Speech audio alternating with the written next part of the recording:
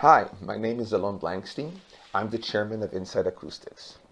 The title of this session is The Future of Audio Surveillance Technology in Law Enforcement and Security Systems. But maybe it should be adding a soundtrack to your CCTV. If we go back 100 years, we'll discover that this is not a new idea. It's been already successfully implemented, but in a completely different industry. I'm talking about the era of the silent films. I have a little treat for you. It's a short silent film called Sherlock Jr. I believe this could be easily added to the curriculum of any junior detective in training.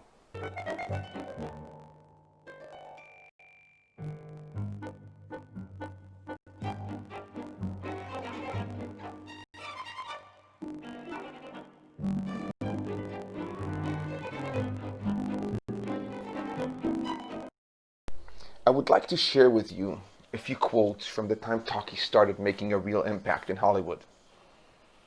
One was, "The microphones, the terror of the studios." This was addressing the implications of audio creating a completely new discipline in filmmaking. Another one was, "You can't get away with it in Hollywood." This was addressing the demise of some of the most famous actors that just couldn't make the step from silent film to talkies. The change was remarkably swift. By the end of 1929, Hollywood was almost all talkies with several competing sound systems, soon all to be standardized.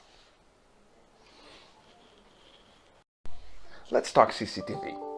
And here are a few interesting dates.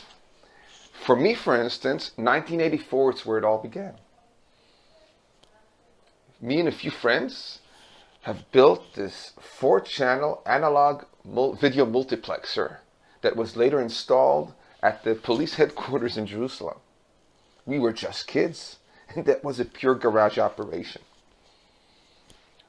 More important, 1949, way before my time, this is probably the first indication of a commercial CCTV system in the United States. It was known as the Vericon. Very little is known about that system, and if anybody can share some information, I'd be really grateful. Going further back, we go to Europe, to Nazi Germany, where in 1942 CCTV systems were used to monitor the launch of the V-2 rockets. But as far back as I could find is 1927, where CCTV was invented by a Russian physicist. This contraption was installed in the courtyard of the Moscow Kremlin to monitor approaching visitors as means of state surveillance. Which brings me back to 1984, but this time to the book. Remember George Orwell? Big Brother's watching. Take a look at this photograph. This is a typical CCTV operation room. 33 screens on the wall, 2 operator stations with 4 screens each, 1 to 9 video feeds to each screen. In many situations, the surveillance team is at a loss or is misinterpreting the scene they are observing, if they are observing it at all. The reason for that are many, and technology has been trying to bridge this gap as best it can for so long. So you tell me, is Big Brother watching, or is he just recording? Is Big Brother watching when maybe he should be listening? But let's focus on one screen. How long can we? Are you familiar with the term the vigilance decrement? And I'm quoting, "Some control room tasks need to be divided up on the basis of length of time for which an operator can continue to effectively carry out a particular task. This is especially critical for monitoring tasks that require intense and sustained attention, because as time goes on, this attention wanes and the detection of a person, object, or other changes in the environment become less likely or slower. This is known as the vigilance decrement, which typically occurs after, fill up the gap, of continuous work, and varies with the level of concentration required. So let's go to the audience, and we have a question for you, and let us know what you think. Is it 2 to 3 minutes, 20 to 30, 2 to 3 hours, or 7 to 8 hours, like a typical shift? Technology can be of great value in creating real-time incident triggers to get the attention of the CCTV operator. For example, access control. Someone walks into the building, into a room. All kinds of sensors like pressure, motion sensors, to just name a few. Video analytics for more precise triggering, like someone loitering next to the building for 2-3 minutes, someone going against the wrong direction, someone left the luggage somewhere unattended, or face recognition, just again to name a few. Maybe the most interesting for us because of this discussion are audio analytics. And let's discuss this in length as we move on. But last and not least are human incident reportings. Well, we wish that everything would be triggered by some kind of sensor that we've deployed. But actually, a lot of the incidents are being reported by visitors or by this facility staff. And between us, it's much better than an incident going unreported at all and unnoticed. So let's talk audio surveillance. Audio, in many cases, can help bridge the gap for the CCTV operator, providing actionable metadata in both real-time and forensic analysis to better understand the observed scenarios. Our eyes, our ears, are our best tools for collecting data. So why are we using only our eyes? This is especially true if you can't read lips. There are many audio cues that can be used as triggers. Sound classification and detection can come in many shapes and forms. For example, gunshot detection, already widely used. Now, all we need is the acoustic trigger of the gunshot, a video feed, and here we have an amazing way to immediately understand and respond to any gunshot scenario. And probably in most cases, just eliminate it as a false positive, false alarm. It was just a backfire from a car. Someone dropped something loudly on the sidewalk, or just something playing on the TV.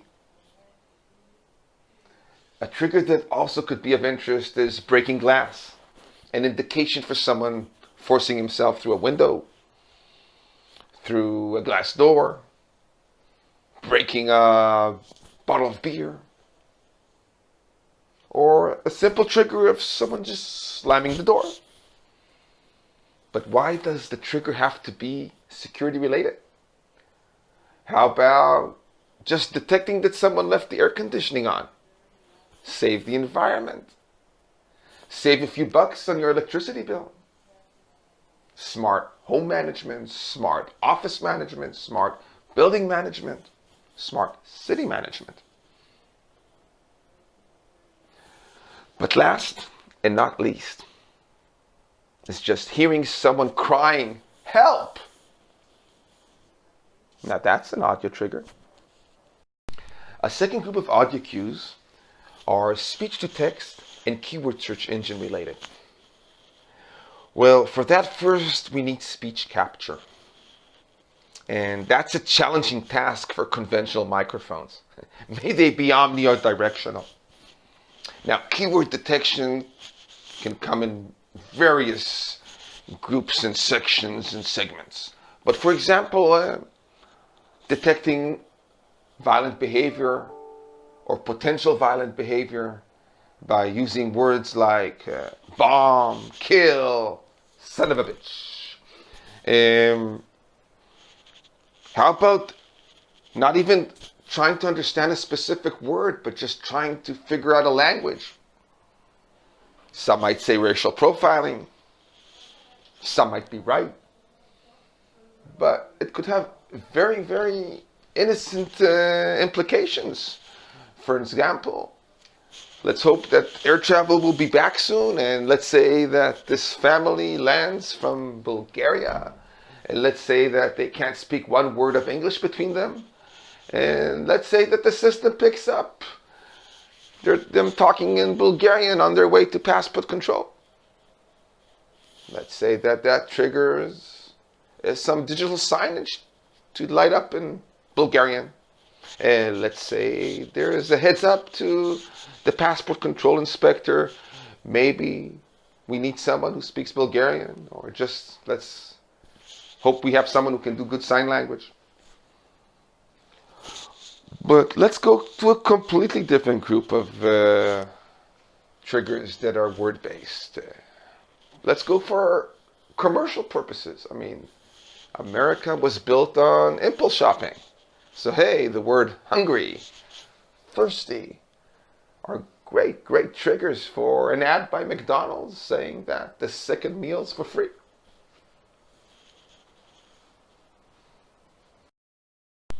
A third group of audio cues is voice analysis.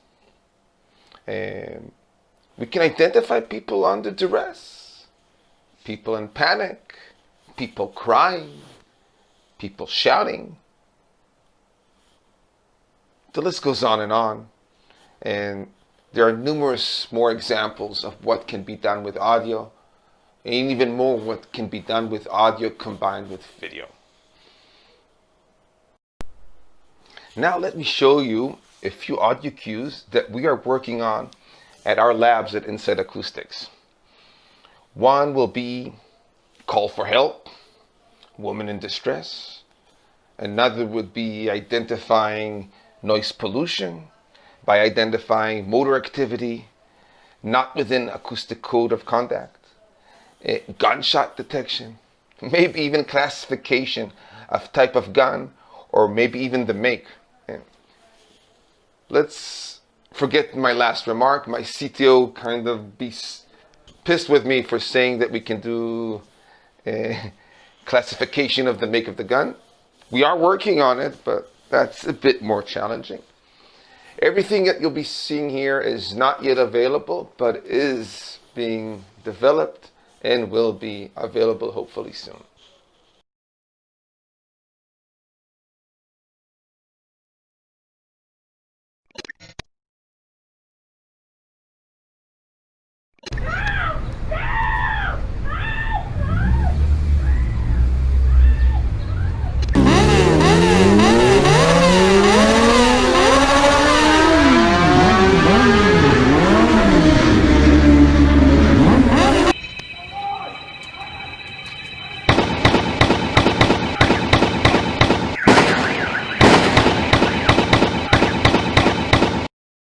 Well, who's to say what's the best audio analytic trigger that the industry requires? Probably you're the ones to say that. And I would assume that different companies, different people in different places have different requirements. Would be interesting to know, is it sound classification and detection, like gunshot, breaking glass detection, and so on?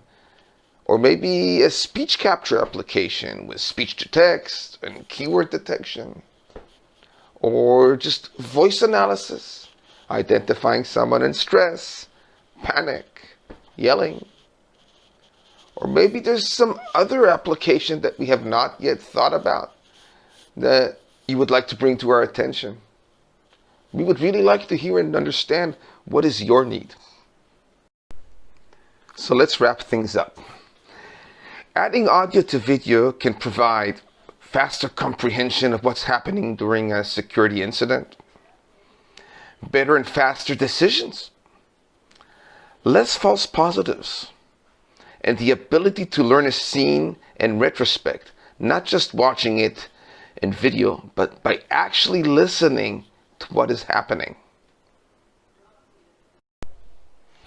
And before we part ways, let me share with you a 3-minute video on what Inside Acoustics is offering you today.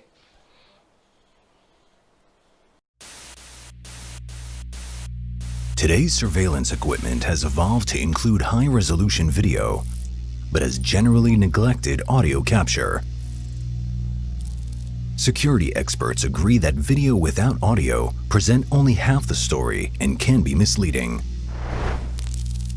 For situations where lip reading is not an option,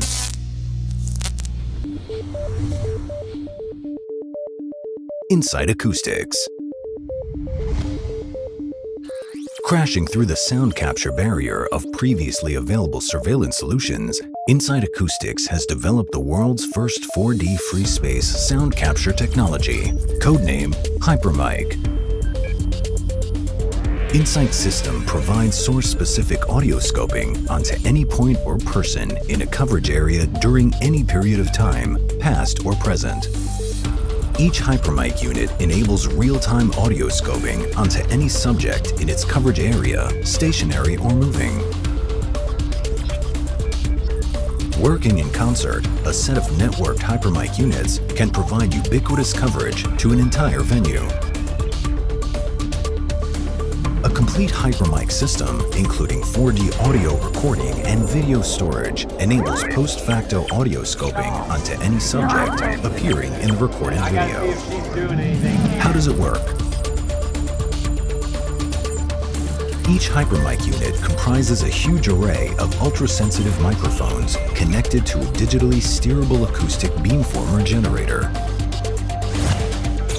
Each generated acoustic beamformer acts as an individually steerable virtual directional microphone and outputs a directional audio stream whose content is predominantly sound, which arrive from a direction the virtual mic is pointing. Wa alaikum assalam.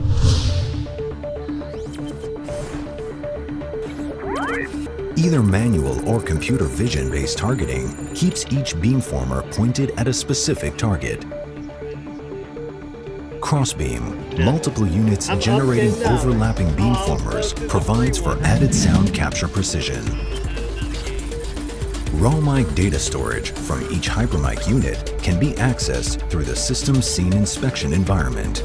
Any point in space and time within the recorded scene may be audio scoped using the inspection environment. Advantages: earlier incident detection, better scene perception, lower false alarm rates, enhanced public safety, lower cost of safety.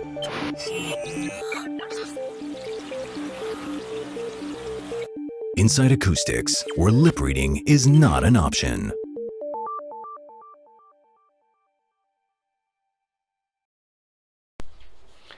Insight Acoustics is the new kid on the block. But audio surveillance has been here for some time.